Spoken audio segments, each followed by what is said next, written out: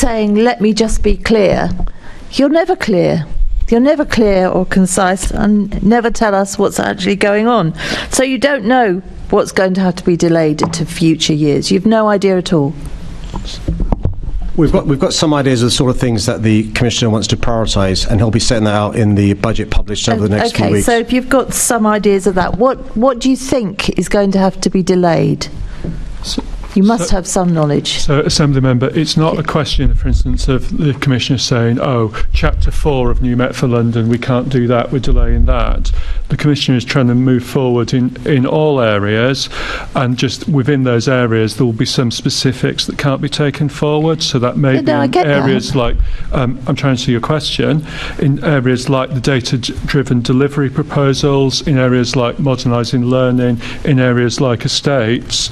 The budget as it stands says we won't be able to do all of the things in those areas, and that's all going to be reviewed and looked at further to ensure we're doing as much as we possibly can ahead of the finalisation of the MOPAC budget in a couple of weeks.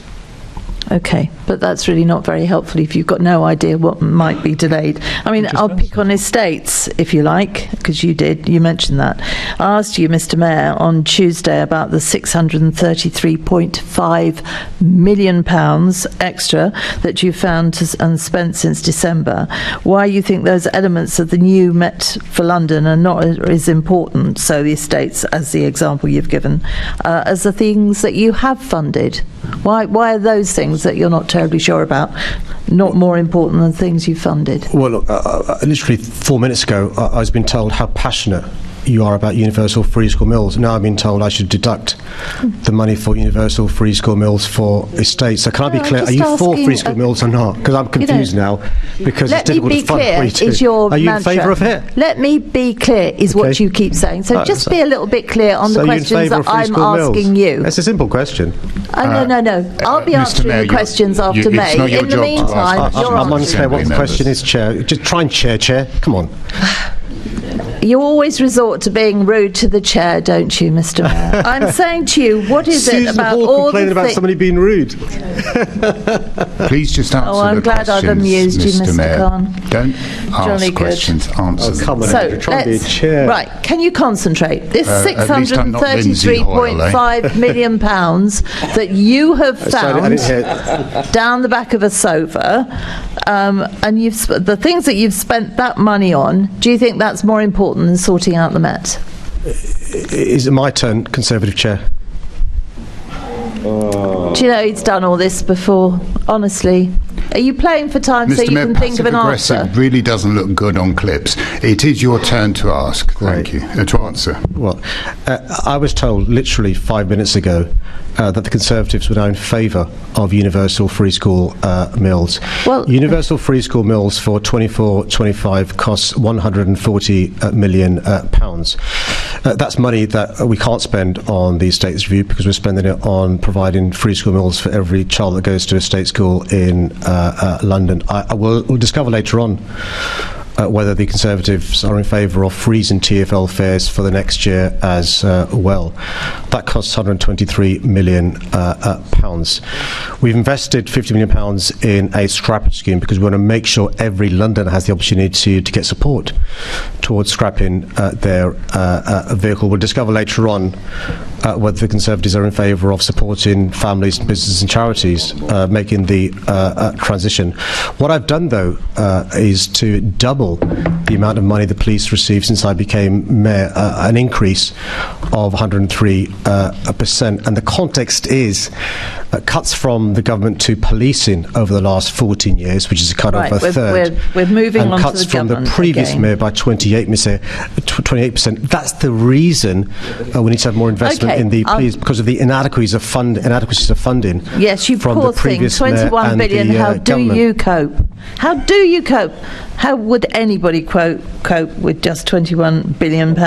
So, my final question, do you think that those elements of the new Met for London are less important than, say, the £30 million you paid to the tube union so they didn't go on strike? Or do you think it would have been better making London safer? Well, had I listened to the advice from the Conservative Party, the previous Commissioner would still be serving. There wouldn't have been the transparency there is on the systemic and cultural issues that now exist. The question, if you're capable, please. That we know exist in the police service. I support the new Commissioner's plans to reform the police service. I support the publication of the new Met for London plan. The question is, does the government support the recommendations of the new Met for London plan? I provided last year £53 million recurring towards reform. This year we provided more than £151 million. Much of that would be going towards reform.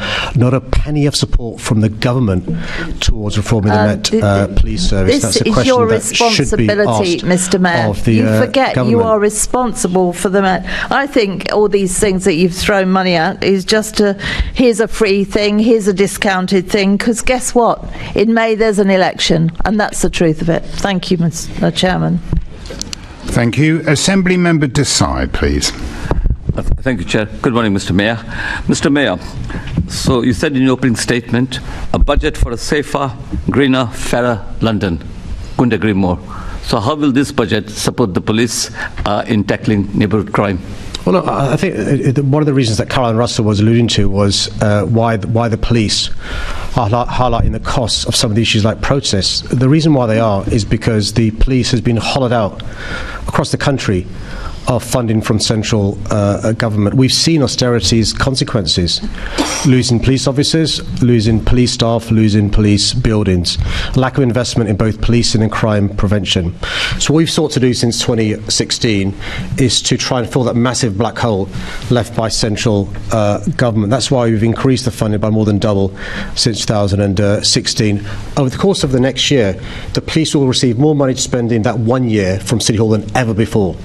That's the investment we're giving to the Met Police Service. That will lead to them being able to, make sure that the police can respond to saying you care about neighbourhood policing, make sure we've got police officers in communities when they need them. Town centre teams, incredibly important for our communities.